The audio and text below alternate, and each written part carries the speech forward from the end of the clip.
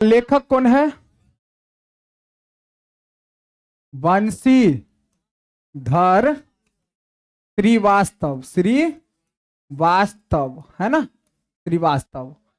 अगर विदा में पूछेगा कि विदा में क्या है, तो विदा में क्या है? एकांकी पूछता है क्वेश्चन इस सबसे। विदा में क्या है? तो एकांकी है। विदा में क्या है? एकांकी। विदा का मतलब होता है कविता, कहानी, या एकांकी, या रेखा चित्र, क्या है? तो एकांकी है। एकांकी जो होता है एक प्रकार से दृश्य दिखाता है, नाटक की तरह। एकांकी का मतलब क्या होता है? नाटक की तरह, जैसे कुछ दिखाना, है ना। इसमें बात क्या है? अशोक का शस्त्र त्याग। शस्त्र का मतलब, अशोक तो नाम है, और शस्त्र मतलब क्या होता है? शस्त्र का मतलब कोई शस्त्र, जो हथियार इत्यादि वगैरह, है ना। त्याग, त्यागना का मतलब छोड़ना, ठीक है। बंशीधर श्रीवास्तव, बंशीधर श्रीवास्तव रचिता यानी रचित एकांकी अशोक का शस्त्र त्याग अहिंसा के पक्ष में अपने कथानक का मार्मिक विकास करती है, शांति के पक्ष में सक्रिय होने की शिक्षा देती है। मतलब कहने का क्या, बंशीधर श्रीवास्तव जो है एकांकी जो रचे हैं अशोक का शस्त्र त्याग, वो अहिंसा के पक्ष में, अहिंसा मतलब हिंसा न करना, झगड़ा न करना, अहिंसा के पक्ष में अपने कथानक का मार्मिक विकास करती है, शांति के पक्ष में सक्रिय होने की शिक्षा देती है। इस लिहाज से पाठ की उद्योक्ता क्या उल्लेखनीय है। अभिनय नाटकीय दृश्य, अभिनय नाटकीय दृश्य का संयोजन और ना की दृष्टि से पट विशिष्ट है, विशिष्ट है। मतलब इनके इसके बारे में जो बताया गया है ना, ये क्या है कि एक अहिंसा वाली बात, कि अहिंसा के बारे में सिखाता है कि झगड़ा लड़ाई नहीं करना चाहिए, है ना। अहिंसा मतलब क्या होता है? झगड़ा लड़ाई नहीं करना। हिंसा मतलब हिंसक। एक मैदान में पहला दृश्य, इसमें एकांकी में वही दृश्य करके देता है ना, जैसे, है ना। पहले दृश्य में क्या दिया गया है कि एक मैदान में मगध के सैनिक, मगध जगह का नाम था, मगध के सैनिक के शिविर, शिविर जानता है ना, सैनिक सब जो रहता है, जैसे महाभारत देखता होगा तो जैसे ऐसे समझ लो ना, जैसे कुछ लोग शिविर, जैसे क्या बोलते हैं उसको, छावनी लगा करके नहीं रहता है जी। नहीं भाई, शिविर का मतलब होता है रहने वाला, कपड़ा टांग करके नहीं उसमें रहता है। समझ में आया? हाँ, कैंप, कैंप की तरह, है ना, वही शिविर उसको बोलते हैं। शिविर, सैनिक का शिविर लगे हैं, बीच में मगध की पताका फहरा रही है। पताका के पास ही सम्राट अशोक का शिविर है, और संध्या बीत चुकी है। आकाश में तारे चमकने लगे हैं, शिविरों में दीपक जल गए हैं। उन अपने शिविर में अशोक अकेले टहल रहे हैं, अपने शिविर में अशोक क्या अकेले टहल रहे हैं। उनके मुख पर चिंता की छाया है। इसके मुंह पर, अशोक के मुंह पर। कुछ सोचते हुए आसन पर बैठ जाते, कुछ सोचते हुए आसन पर। अशोक स्वतः, स्वतः आज 4 साल से यह युद्ध हो रहा है। अपने खुद अपने आप सोच रहे हैं कि आज 4 साल से यह युद्ध हो रहा है, और कलिंग आज भी जीता नहीं जा सका है। अशोक खुद जो है अपना बोल रहे हैं। दोनों ओर से लाखों आदमी मारे गए हैं, दोनों ओर से लाखों आदमी, लाखों घायल हुए हैं, लाखों आदमी मारे गए, लाखों आदमी घायल हो गए, पर हम आज भी असफल है, पर हम आज भी असफल है। मतलब कलिंग को जीता नहीं गया है। क्या होगा इसका परिणाम, क्या होगा? अपने आप में सोच रहे हैं कौन? अशोक जी, ठीक है। द्वारपाल सिर झुकाकर, राजन संवाददाता आना चाहता है। मतलब सिर झुका करके कहता है कौन? द्वारपाल सब जानता है ना, द्वारपाल सब कौन होता है? जो राजा महाराजा का गेट, मतलब मंत्री वगैरह जो पहुंचाने वाला, है ना, है ना। अशोक कहता है आने दो, अशोक कहता है आने दो। संवाददाता यानी कि द्वारपाल क्या कहा कि संवाददाता आना चाहता है, यानी संवाद देने वाला व्यक्ति आना चाहता है। तो अब संवाददाता कहता है प्रवेश करने के बाद, यानी प्रवेश करके, कि महाराज अशोक की जय हो, महाराज अशोक की जय हो। शुभ संवाद है, शुभ संवाद है। तो गुप्तचर समाचार लाया है, गुप्तचर समाचार लाया है कि कलिंग के महाराज लड़ाई में मारे गए हैं। तो अशोक के लिए ये तो बहुत ही खुशी की बात थी ना। तो समाचार लाया है कि कलिंग के महाराज, कलिंग का जो महाराज है ना, वो मारे गए हैं। अशोक प्रसन्नता पूर्वक, प्रसन्नता मतलब खुश होकर के, खुशी से बोलता है मारे गए हैं। तो मगध की विजय हुई। तो इसका मतलब मगध के राजा कौन? अशोक। किसको, किस चीज को जीतना चाहते थे? कलिंग को। मारे कौन गए? लेकिन अब अभी कहने में आ रहा है, आगे देखते क्या है। कलिंग जीत लिया गया है। इसका मतलब कलिंग तो अब जीत लिया गया है। संवाददाता चुप रहता है। इतना बात जैसे अशोक बोला, लेकिन संवाददाता जो आया सुनाने के लिए वो चुप रहा। अशोक फिर से बोला बोलते क्यों नहीं तुम, चुप क्यों हो? किसको बोला? संवाददाता को।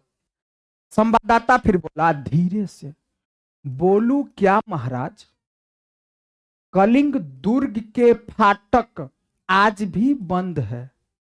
यानी कलिंग दुर्ग के फाटक आज भी बंद है। मतलब अशोक को समझ में आया कि अगर जब महाराजा ही मारा गया कलिंग का, तब तो हम जीत लिए समझो, है ना। लेकिन कहा तो इसका मतलब फाटक तो खुल जाना चाहिए। लेकिन को थोड़ा सा टेंशन ये था कि संवाददाता बोला कि बोलू क्या, ये अपने आप में कह रहे थे कि हम जीत लिए, लेकिन यहां तो कलिंग का फाटक बंद है।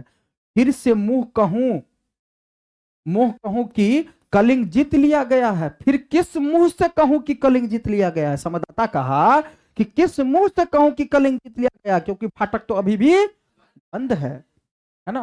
फिर अशोक बोला उत्तेजित होके, कलिंग के फाटक आज भी बंद है। यानी कलिंग के फाटक आज भी बंद है। संवाददाता हाँ महाराज, कलिंग के फाटक आज भी बंद है, आज भी बंद है। आगे अशोक फिर बोलता है, उत्तेजित होकर के खड़े हो जाता है, एकदम गुस्से में आकर के, जैसे कुछ उत्तेजना के साथ, बंद है तो खुल जाएगा। जाओ जाकर सेनापति से कह दो कि कल सेना का संचालन मैं स्वयं करूंगा। यानी सेना का संचालन कल मैं खुद से करूंगा। कल या तो कलिंग के दुर्ग के फाटक खुल जाएंगे या मगध की सेना ही वापस चली जाएगी। या तो कल मैं फाटक खुलवा करके ही रहूंगा या फिर मगध की सेना ही वापस चली जाएगी। जाओ, हाथ से जाने का इशारा, संकेत देते हैं कि जाओ, है ना। तो ये पहले दृश्य में इतनी बातें हैं, पहले दृश्य में इतनी बातें हैं। अब देखते हैं दूसरे दृश्य में क्या है। दूसरे दिन प्रातः काल का समय, प्रातः मतलब सुबह का समय, शस्त्र सज्जित अशोक घोड़े पर बैठे हैं। उनके पास उनका सेनापति है, उसके पास उसका, सामने कलिंग दुर्ग है जिसके फाटक बंद है, जिसके फाटक बंद है। अच्छा, अशोक बोलते हैं मेरे वीर सैनिकों, आज 4 साल से युद्ध हो रहा है, फिर भी हम इस कलिंग को जीत नहीं पाए हैं। उसके किसी दुर्ग पर मगध की पताका नहीं फहरा रही है। कलिंग के महाराज मारे गए हैं, उनके सेनापति पहले ही कैद में हो चुके हैं, फिर भी कलिंग आत्मसमर्पण नहीं कर रहा है। फिर भी कलिंग आत्मसमर्पण नहीं कर रहा है। आओ आज हम अपनी मातृभूमि की शपथ लेकर प्रण करे कि, यानी कसम खाए कि या तो हम कलिंग के दुर्ग पर अधिकार कर लेंगे या सदा के लिए मृत्यु की गोद में सो जाएंगे। मतलब समझ में आया कि अशोक जी अपने लड़ाई करने पहले सभी सेना को बुलाया और सभी सेना के बारे में, जैसे मान लो कि तुम लोग सेना हो, है ना, अब तुम लोग सेना हो तो सेना सबको क्या बोलते हैं कि अब तक 4 साल से युद्ध हो रहा है लेकिन अभी भी कलिंग को जीता नहीं जा चुका है। हाँ, कलिंग के महाराज जो है वो मारे गए हैं लेकिन फिर भी वह आत्मसमर्पण नहीं कर रहा है। अब जब मारे गए हैं तो इसका मतलब हो जाना चाहिए आत्मसमर्पण कर लेता, मतलब हार मान लेता। आत्मसमर्पण करने का मतलब क्या हुआ? हार मान लेना और मगध के राजा को सौंप देना, लेकिन ऐसा नहीं हुआ है। तो आज तुम लोग शपथ खाओ, प्रण करो कि या तो हम लोग जीतेंगे आज कलिंग को या फिर हम लोग मृत्यु की सैया पर सो जाएंगे। ठीक है, यही किसने कहा? क्या हुआ? अशोक ने। सब सैनिक तलवार खींचकर मगध की जय हो, मगध की जय हो, सम्राट अशोक की जय हो। मतलब इतना बात जब अशोक बोला ना तो उसके बाद तैयार हो गया सब कि हाँ जय हो, है ना। सहसा दुर्ग का फाटक खुल जाता है, यानी अब फाटक, सहसा फाटक खुल जाता है दुर्ग का, यानी दुर्ग का फाटक खुल जाता है और सब आश्चर्य से उधर देखने लगता है। उनकी तलवारें खींची की खींची रह जाती है। पटाख से मतलब ये सब सेना सब तो तैयार होते रहे आकि पटाख से दुर्ग के फाटक खुल जाए, है ना, दुर्ग का फाटक खुल जाता। अब देखो लड़ाई किसके साथ होता है। सब आश्चर्य से उधर देखने लगता है कि क्या फाटक खुल गए। उनकी तलवारें खींची की खींची रह जाती है। शस्त्र सज्जित स्त्रियों की विशाल सेना फाटक के बाहर निकलने लगती है, फाटक के बाहर निकलने लगती है। मतलब समझ में आया कि दुर्ग का फाटक खुलता है, यानी फाटक के इस पार रहता है क्या मगध के राजा अशोक का सेना सब, उधर से फाटक खुला। कौन? कलिंग के स्त्री सब, यानी पुरुष तो महाराज तो मारा गया था और सेनापति को तो कैद बंदी बना लिया था, तो स्त्री सब निकल के आई सामने लड़ने के लिए। कहां की स्त्री? कलिंग की स्त्रियां, है ना। ठीक है, तो शस्त्र सज्जित स्त्री की विशाल सेना एकदम, तो ये सब पड़ गया आश्चर्य में। कौन सब? अशोक के सेना सब, है ना। विशाल सेना फाटक के बाहर निकलने लगती है। सेना के आगे पुरुष भेष में एक वीरांगना है, यानी स्त्री की सेना के आगे पुरुष के भेष में एक वीरांगना है, यानी कि स्त्री की जो सेना एकदम पुरुष की तरह लग रही है, एकदम सेना, है ना, वीरांगना है। जो सैनिक वेश में साक्षात चंडी सी दिखाई देती है, एकदम चंडी की तरह लेडीज लोग। यह कलिंग महाराज की कन्या पद्मा है। कौन है? कलिंग महाराज की कन्या पद्मा है, यानी कलिंग की कन्या कौन? पद्मा और उसकी साथी लोग, है ना। स्त्रियों की सेना अशोक की सेना से कुछ दूरी पर रुक जाती है और स्त्री के जो सेना है, अब जैसे मान लो ये सब स्त्री कलिंग के है और तुम लोग मगध के अशोक का, है ना, तो कुछ दूरी पर ये लोग रुक जाती है ना। समझ में आ रहा बात? रुक जाती है। अशोक के सिपाही मंत्र मुग्ध से देखते रह जाते हैं और अशोक के सिपाही एकदम टुकुर टुकुर देखते हैं, बाहर स्त्री भौंक लड़ो एकदम, है ना। अशोक भी चकित रह जाता और अशोक भी चकित रह जाता, वाह स्त्री होकर के लड़ने आ गई है ना। पद्मा, अब पद्मा बोलती है देखो, आगे बढ़कर अपनी सेना से आगे पद्मा बोलती है आगे बढ़कर अपनी सेना, थोड़ा सा आगे बढ़ी और अपनी सेना से, बहिनों तुम वीर कन्या, वीर भगनी और वीर पत्नी हो। यानी अपने सेना से कहती है पद्मा क्या, कि तुम वीर कन्या हो, तुम वीर भगिनी हो और वीर पत्नी हो। मुझे तुमसे कुछ नहीं कहना है। जिस सेना ने तुम्हारे पिता, भाई, पुत्र और पति की हत्या की है, वह तुम्हारे सामने खड़ी है, खड़ी है, वह तुम्हारे सामने खड़ी है ना। आज उसी से तुम्हें लोहा लेना है, यानी बदला लेना है। मतलब समझ में आया बात, कि सब सेना है में से मैं लिए कोई पद्मा है कोई, ठीक है।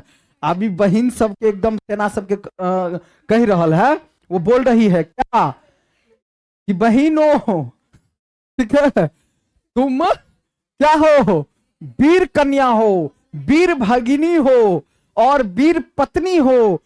तो मुझे तुमसे कुछ नहीं कहना है ना। जिस सेना ने तुम्हारे पिता, भाई, पुत्र को, यानी कि केकरो पिता के रहे मार देने, केकरो पुत्र के रहे मार देने, केकरो पति के रहे मार देने, है ना, पति की हत्या की है, वह तुम्हारे सामने खड़ी है। मतलब मगध के सेना, अशोक के सेना जो रहे, है ना, सामने खड़ी है। आज उसी से तुम्हें लोहा लेना है, बदला लेना है, उस, है ना, लोहा लेना है। तुम प्रण करो कि जननी जन्मभूमि को पराधीन होते देखने के पहले तुम सदा के लिए अपनी आंखें बंद कर लोगे। मतलब कलिंग हारा नहीं जाना चाहिए, उससे पहले हमें मर जाना ही बेहद पसंद है।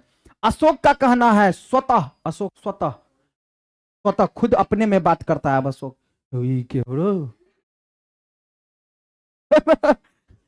बात समझ में आया, यह कौन है ना। अशोको के एकदम आश्चर्य लगले ना भाई, है ना, यह कौन है, क्या साक्षात दुर्गा कलिंग की रक्षा करने के लिए, ओकरा बुझे कहीं साक्षात दुर्गा तो नहीं गए, भगवान है ना। युद्ध भूमि में उतर आई है।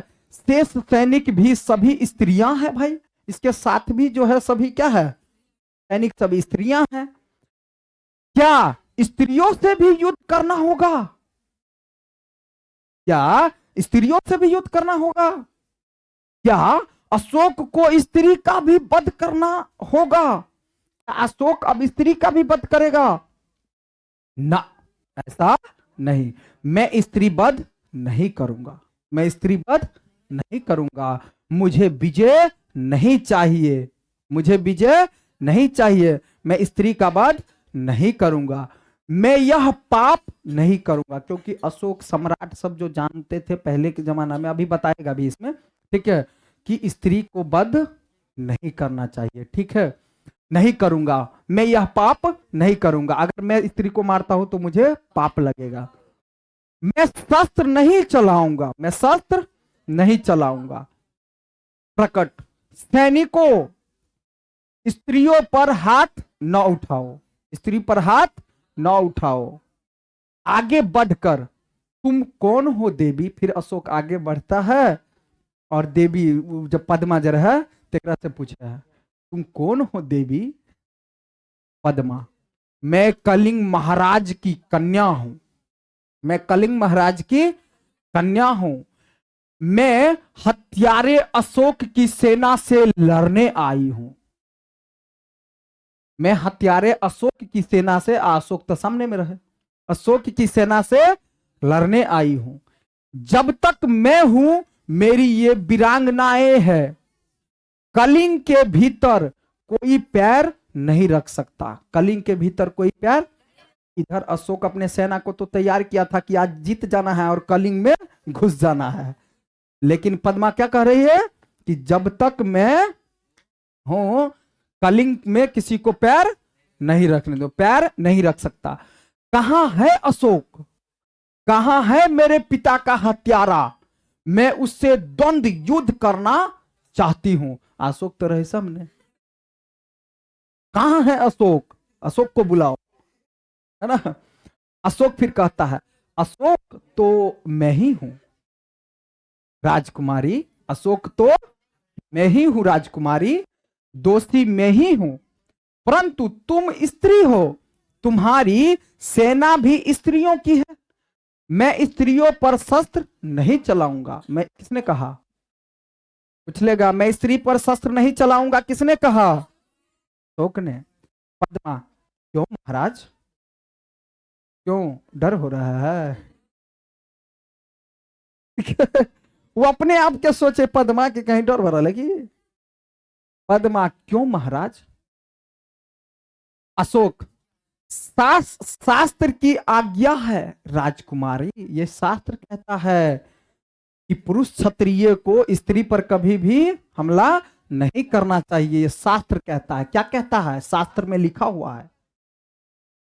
पद्मा, और शास्त्र की आज्ञा है क्या कि तुम निरपराधियों की हत्या करो? तो ठीक है, तो कल कि शास्त्र के में लिखा हुआ है कि जो सब मतलब कोई अपराध नहीं किया है उसकी हत्या करो, तुम हत्या करो। शास्त्र की आज्ञा है कि तुम अपनी विजय लालसा पूरी करने के लिए लाखों माताओं की गोद सुनी कर दो।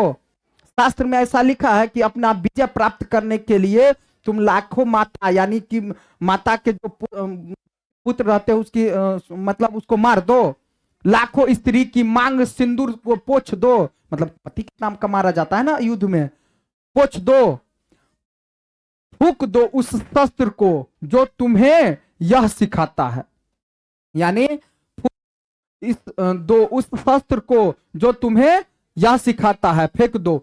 मैं तुमसे शास्त्र सीखने नहीं आई हूं, शास्त्र से युद्ध करने आई हूं। युद्ध करो, युद्ध।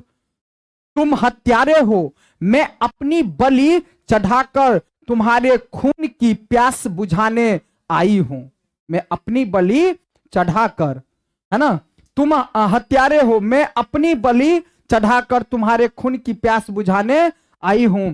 अपने सिपाहियों से कहो कि तलवार उठाए। किसने कहा? पद्मा ने, है ना। कलिंग की स्त्री तुमसे कुछ नहीं चाहती, केवल युद्ध चाहती है, युद्ध करना चाहती है। अशोक सिर झुका लेता है। इतना बात जो बोली कि क्या तुम शास्त्र में लिखा हुआ है कि तुम किसी निरपराधियों को मारो, किसी लाखों माताओं की गोद सुनी कर दो, किसी पत्नी की मांग के सिंदूर पोछ दो, लिखा हुआ है? तो बात तो सही बोल रही है। अपने लालसा के लिए ये सब करो, तो इसका सिर झुक गया। फिर पद्मा बोलती है, क्यों सिर क्यों झुका लिया महाराज? मैं युद्ध चाहती हूं, केवल युद्ध। आज आपके भीषण युद्ध की पूर्णाहुति होगी। आज आपके, भैया देखिए, है ना,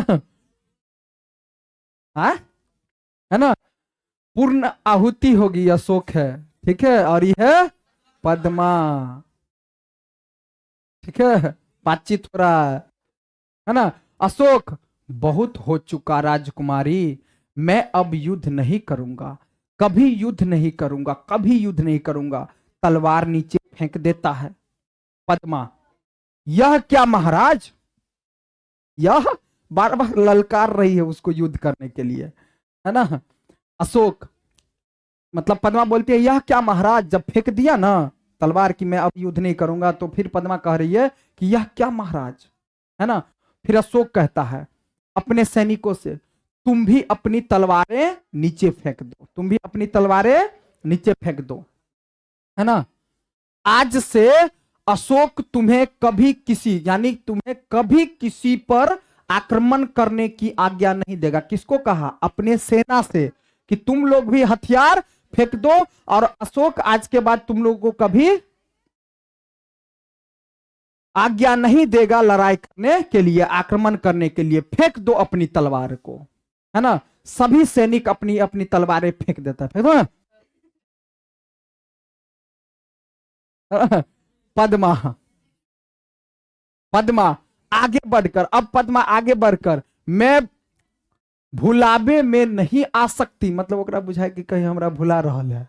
एकरा तो रहे गुस्सा कि एकरा पापा सबके, एकरा सबके सबके रहे मारने उड़ने, है ना, है ना। मैं आपके भुलावे में नहीं आ सकती महाराज, मैं तुमसे युद्ध करूंगी, मुझे अपने पिता की बदला लेना है, अपने पिता की बदला लेना है। अशोक सिर झुकाकर, तो लीजिए बदला राजकुमारी, मैं अपराधी हूं।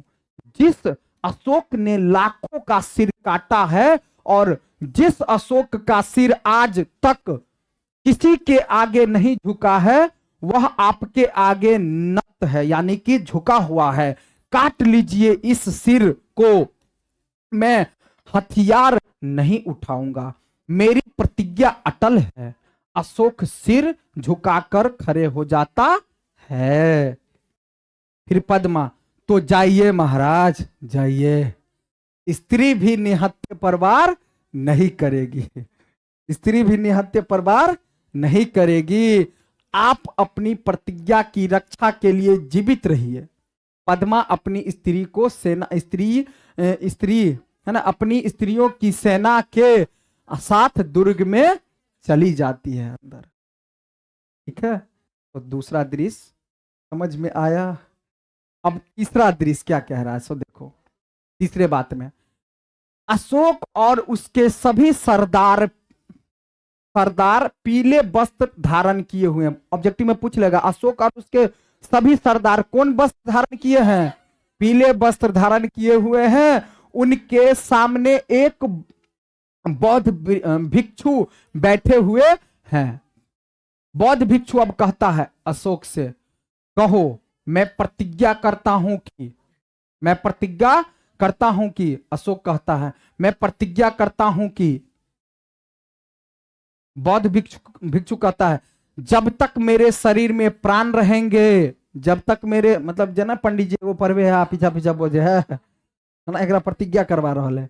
युद्ध भिक्षु, जब तक मेरे शरीर में प्राण रहेंगे, अशोक जब तक मेरे शरीर में प्राण रहेंगे। बौद्ध भिक्षु, अहिंसा ही मेरा धर्म होगा। तो अशोक भी कह रहा अहिंसा ही मेरा धर्म होगा। अहिंसा मतलब झगड़ा लड़ाई नहीं करना ही हमारा धर्म है, झगड़ा लड़ाई नहीं करना ही हमारा धर्म है। बौद्ध भिक्षु, मैं सबसे प्रेम करूंगा और मेरी करुणा का सदा व्रत आप सबको मिलेगा। अशोक भी यही कहता है, मैं सबसे प्रेम करूंगा और मेरी करुणा का सदा व्रत आप सबको मिलेगा। फिर बौद्ध भिक्षु कहता है, प्रतिज्ञा करो कि जब तक जीवित रहूंगा अपनी प्रजा की भलाई करूंगा, सब प्राणियों को सुख और शांति पहुंचाने का प्रयत्न करूंगा, सब धर्मों को समान दृष्टि से देखूंगा, चाहे कोई भी धर्म हो, हिंदू धर्म हो, मुस्लिम धर्म हो, कोई भी धर्म हो, सबको समान रूप से देखूंगा। अशोक भी वही कहता है, मैं प्रतिज्ञा करूंगा कि मैं प्रतिज्ञा करता हूं कि मैं शक्ति भर आपकी आज्ञा का पालन करूंगा। एक ही शब्द में बोल दिया, ठीक है ना, एक ही लाइन में। बौद्ध भिक्षु, बोलो बुद्ध शरणम, है ना, गच्छामि, धर्म शरणम गच्छामि, संघं शरणम गच्छामि, है ना। फिर सभी बोलता है, बुद्ध शरणम गच्छामि, धर्म शरणम गच्छामि, संघं शरणम गच्छामि। पटाक्षेप, है ना, बंशीधर श्रीवास्तव सभी लोगों से कहवा लिया है ना, ठीक है। मतलब यही कहा गया है कि बुद्ध शरणम गच्छामि, है ना, यानी कहने का मतलब कि आज के बाद हम लड़ाई इत्यादि वगैरह अब हम नहीं करेंगे, किसी के प्रति कोई अहिंसा यानी हिंसा नहीं करेंगे।